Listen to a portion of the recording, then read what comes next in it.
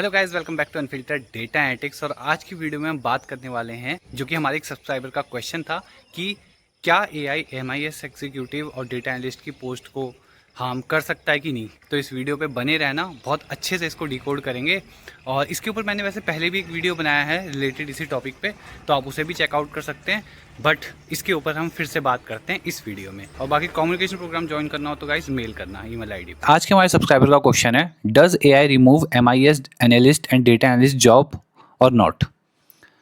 अगर आपको लगता है ना कि एआई आने के बाद डेटा एनालिस्ट और एमआईएस एनालिस्ट की जॉब्स खत्म हो जाएंगी, तो आज का वीडियो आपके लिए बहुत इंपॉर्टेंट है। क्या एआई आपकी जॉब ले लेगा या फिर एआई यूज़ करने वाला बंदा आपकी जॉब ले लेगा। और सबसे बड़ी बात, अगर आज आप डेटा एनालिटिक्स सीख रहे हो तो क्या आप गलत फील्ड में जा रहे हो। और गाइस, मैं जानता हूँ ये हज़ारों लोगों के दिमाग में क्वेश्चन चल रहा होगा। इसलिए मेरी पिछली वीडियो पे जहाँ पे मैंने first time MIS analyst profile के बारे में बात की थी, तो व्यूज़ भी आ रहे थे, क्वेश्चन भी आ रहे हैं, वहाँ पे भी कमेंट्स आ रहे हैं। तो आज अच्छे से इस वीडियो में समझते हैं एआई का इम्पैक्ट क्या होगा। चलिए एक छोटी सी कहानी से समझते हैं। मान लीजिए 10 साल पहले किसी अकाउंटेंट को एक्सेल सीखने का मौका मिला। ठीक है, उसने कहा नहीं भाई, कैलकुलेटर ही ठीक है। और एक दूसरा अकाउंटेंट था जिसने एक्सेल सीख लिया, है ना। उसने तो सीखा नहीं, उसने तो कैलकुलेटर वाली बात कर दी, और दूसरे ने एक्सेल सीख लिया। अब आज के टाइम पे सोचो क्या हुआ। जो कैलकुलेटर यूज़ करने वाले अकाउंटेंट की डिमांड थी वो कम हो गई, और एक्सेल यूज़ करने वाले अकाउंटेंट की वैल्यू बढ़ गई। एक्सेल ने अकाउंटेंट को रिप्लेस नहीं किया था, एक्सेल यूज़ करने वाले अकाउंटेंट ने रिप्लेस किया था उस अकाउंटेंट को जो कैलकुलेटर यूज़ कर रहा था। और आज एग्जैक्टली वही तो सिचुएशन एआई के साथ हो रही है। समझ रहे हो कितनी इंपॉर्टेंट स्टोरी थी ये। अब अगर मैं बात करूं पॉइंट वाइज, पहला पॉइंट ये है कि एआई रिपीटेटिव वर्क को रिप्लेस करेगा। ये बात आप बहुत ध्यान से समझो। जो भी काम रिपीट होते हैं ना, उस पर एआई का ज़्यादा जोर रहता है। अब एमआईएस और डेटा एनालिटिक्स में बहुत सारे रिपीटेटिव टास्क होते हैं। जैसे कि बात करें हम डेटा क्लीनिंग की, बेसिक रिपोर्ट जनरेशन की, सिंपल एसक्यूएल क्वेरीज की, या कोई फॉर्मेटिंग वर्क हो, ये काम एआई बहुत फास्ट कर सकता है। इसलिए अगर किसी की जॉब सिर्फ कॉपी पेस्ट रिपोर्टिंग तक लिमिटेड है तो रिस्क डेफिनेटली है भाई उस सीन में। तो बात करते हैं दूसरे पॉइंट पे। एआई बिजनेस अंडरस्टैंडिंग रिप्लेस नहीं कर सकता, कभी भी नहीं।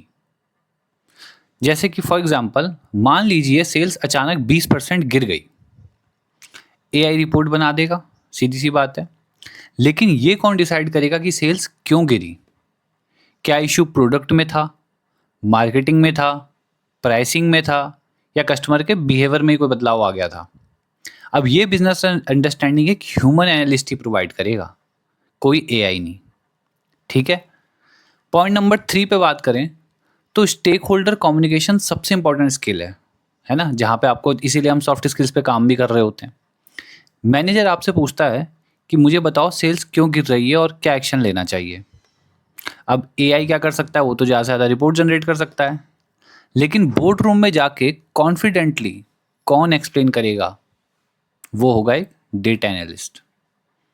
इसीलिए मैं कम्युनिकेशन स्किल्स पर इतना फोकस भी करवाता हूँ आपसे, क्योंकि एट द एंड जा करके एआई का इम्पैक्ट तो आ ही रहा है एक तरह से बहुत सारी चीज़ों में, और उसमें भी आपकी एक इकलौती स्किल जो आपके काम आएगी वो भी आपकी अच्छी नहीं है, तो कैसे काम चलेगा।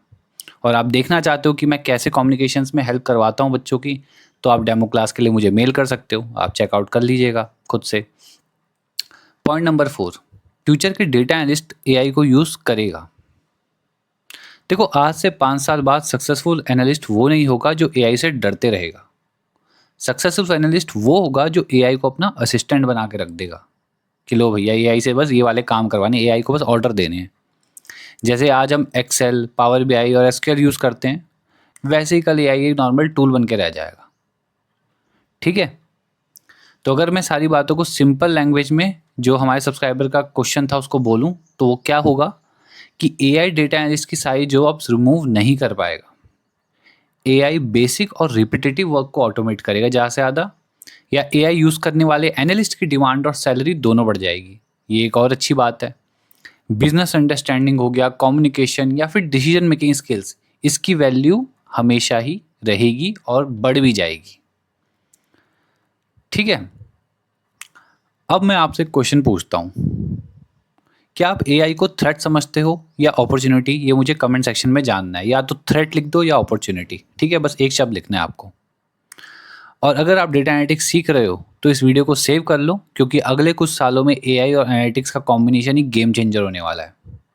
और चैनल को सब्सक्राइब करना बिल्कुल मत भूलना गाइस, क्योंकि मैं आपके सारे डाउट्स को अच्छे से डील कर रहा हूँ। आप इस वीडियो के कमेंट सेक्शन में भी मेंशन कर सकते हो।